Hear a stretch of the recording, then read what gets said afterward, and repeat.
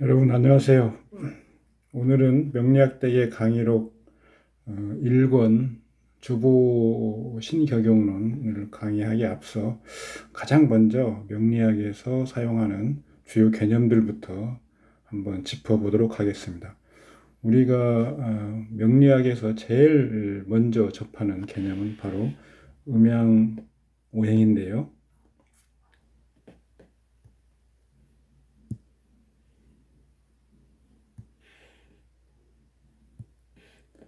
여러분들은 음양, 오행이라는 말을 수도 없이 들어봤을 겁니다. 음양은 이것만 설명해도 뭐 한도 끝도 없을 텐데요. 음양은 우선 어떤 우리가 나중에 뭐 아시겠지만 도라고 하는 개념이 있는데 도는 뭐 우리가 무국이라고도 합니다. 도가 뭐 일을 만들었다. 일은 이를 만들었는데 이게 양입니다. 양이. 이 양이가 바로 음양이라는 건데요. 이 무국이라고 하는 어떤 총체적인 규율 상태에서 만들어진 일이라고 하는 것은 태극인데요. 이 태극이 어떤 에너지의 뭐 덩어리 이런 상태인데요. 이것이 우리가 흔히 말하는 기라고도 표현할 수 있습니다. 기. 이 기가 동과 움직임, 동과 정으로 나누는데요. 동은 바로 양이고요. 정은 음이라고 하는 개념이 대입됩니다.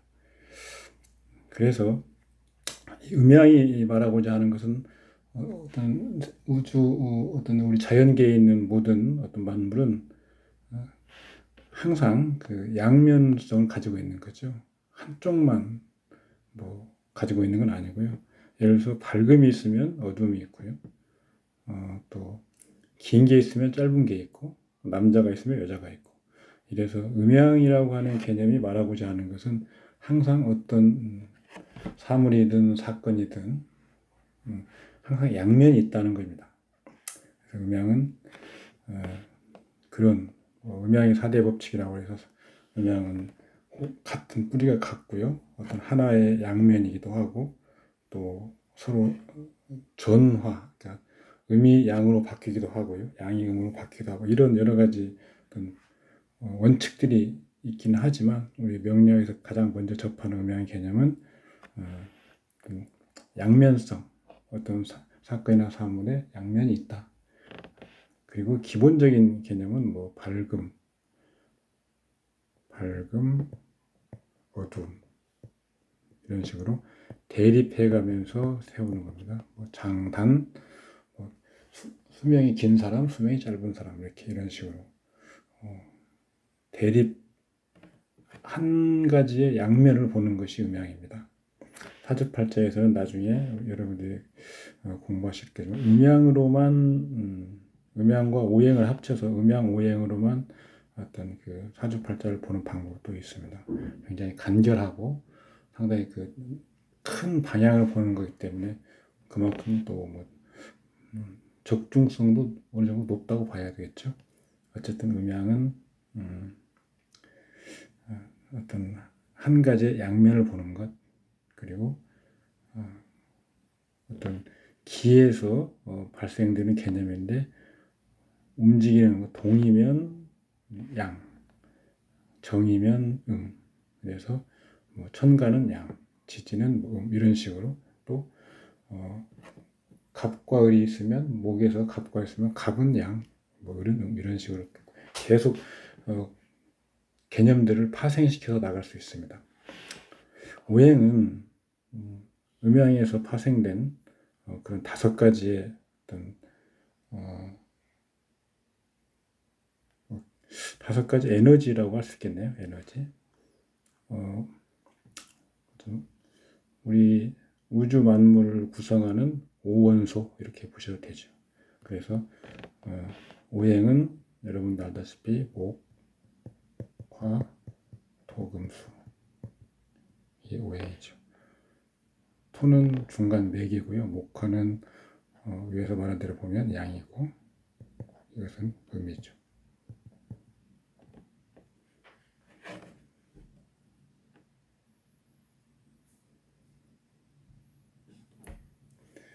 이것은 목화는 양이고 금수는 음이라고 하는 것은 선천에서만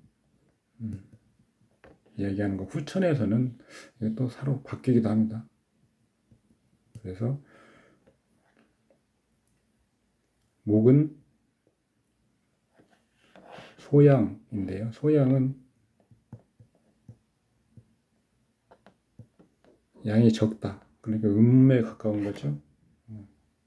후천에서는 음에 가까운 어떤 그런 상태를 가지고 사주팔자를 해석하기도 합니다. 이런 음양오행을 가지고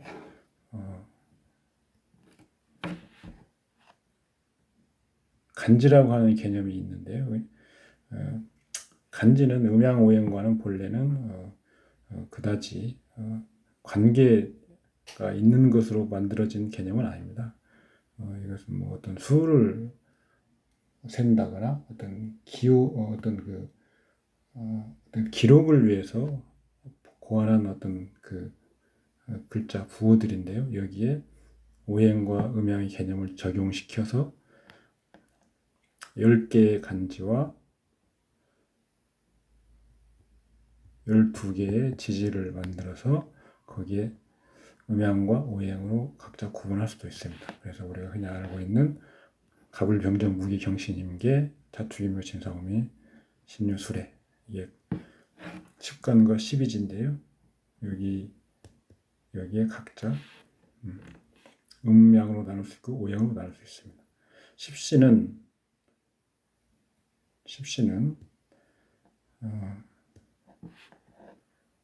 일간을 나라고 하고 나머지 7글자를 일간과의 생극관계로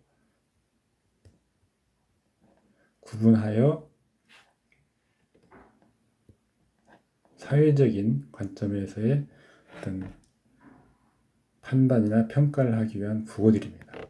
그래서 일간은 난데요.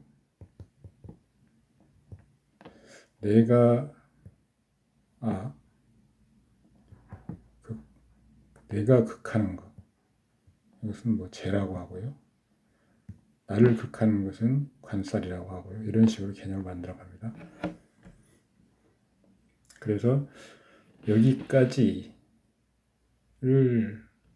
알면 일단 명리학에서 사용되는 가장 기본적인 개념들은 숙지하게 되는 것입니다. 그 다음에 궁이라고 하는 게 있는데요. 궁이는 어떤 사주팔자의 8글자 중에 각자 각 위치마다 고유의 자리, 뭐 육친이면 뭐 부모 자리, 조상 자리, 뭐 형제 자리, 배우자 자리, 뭐 이렇게 각자 자리를 부여하는 그런 방법이고, 그 각 자리마다 관장하는 구간, 그 연령대가 있습니다. 그래서 연간은 뭐 사람마다 좀 다르긴 하지만 태어나서 8세 정도까지, 아니면 9세, 이렇게 연치는 9세부터 16세 이런 식으로 보고요. 육친이라고 하는 개념은 우리 여기 십신을 도출할 때 같이 사용되는 개념인데요. 사람에게는 혈연으로 이어진 어떤 관계가 있습니다. 육친은 자연적일까요? 사회적일까요? 예를 들어서 나눈다면 자연 발생일까요? 어떤 사회적인 어떤 시각에서 따로 의미를 부여한 것일까요? 육친은 자연 발생적인 건 아닙니다. 결혼해서 뭐 아이들도 없을 수 있고요. 근데 사회적인 어떤 관점에서 두 사람이 만났으면 각자 배우자 관계가 생기는 거죠. 이것은 사회에서 이런 관계를 평가해 주는 겁니다. 그 두 사람이 아이를 낳았으면 자녀라는 개념이 부여되는 거죠.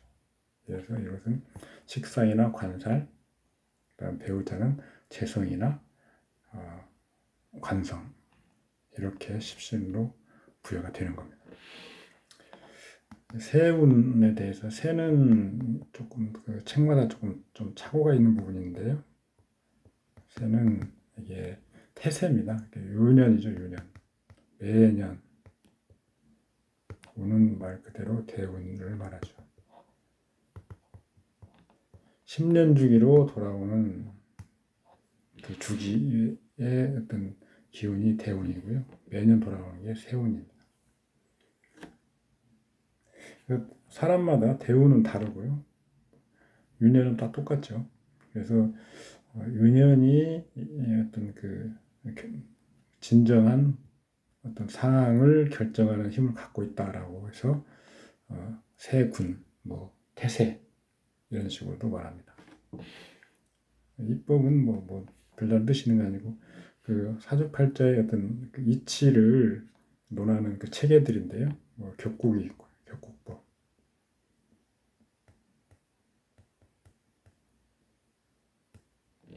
뭐 기수법, 기수. 음양 조우인데요. 조우.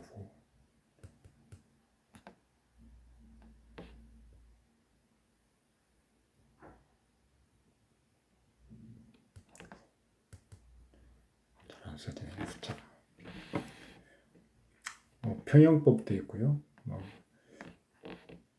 그런 것들을 일컬어서 이법이라고 합니다. 기타 우리가 주로 알아야 될 개념들은 일단 1번에서 8번 정도까지면 어느 정도 기본적인 개념 해당되고요. 기타 세세하게 각 무슨 세부적으로 무슨 필요한 개념들은 그때그때 해당 부분에서 설명하면 되겠습니다. 처음부터 너무 복잡하게 여러 가지를 설명하면 오히려 더 부담되실 것 같아서 일단 간단하게 명리학에서 사용되는 개념들을 정리해보면 음양이라는 개념이 있고, 그 다음에 오행, 그 다음에 간지, 그 다음에 십신, 그 다음에 궁위, 그 다음에 육친, 그 다음에 세운, 그 다음에 격국이나 왕세법, 평형법 이런 것들이 있고, 기타 사항으로는 여러 가지 몇 가지가 있는데요. 동가, 한 집안, 그러니까 목화는 한 집안, 금수는 한 집안, 이런 식의. 그 다음에 년월은 한 집안, 일시도 한 집안, 이런 식으로 구분해 쓰기도 합니다. 그 다음에 인, 비, 식, 이게 한 집안, 재, 관, 이게 한 집안, 이런 식으로 동가라는 개념도 있고요. 또 흔히 자주 좀 아셔야 될 게 어떤 중요한 개념인데 빠진 것이 있네요. 그 간지 작용입니다. 작용. 여기에는 생, 극, 합, 충, 파, 해. 이건 지지를 말하는 것이 주로. 천간은 간합, 오합이라고 합니다. 오합. 지지는 육합인데 오합. 그 다음에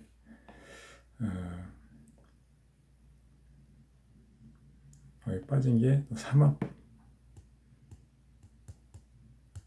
삼회, 이런 것들, 이런 개념들이 많이 쓰입니다. 적어도 여기에 지금 언급된 개념들 정도는 좀 정확하게 잘 알고 계셔야 앞으로 공부하시는 데 도움이 될 겁니다. 그래서 오늘은 이 정도로 하고 첫 강의를 마치도록 하겠습니다. 수고하셨습니다.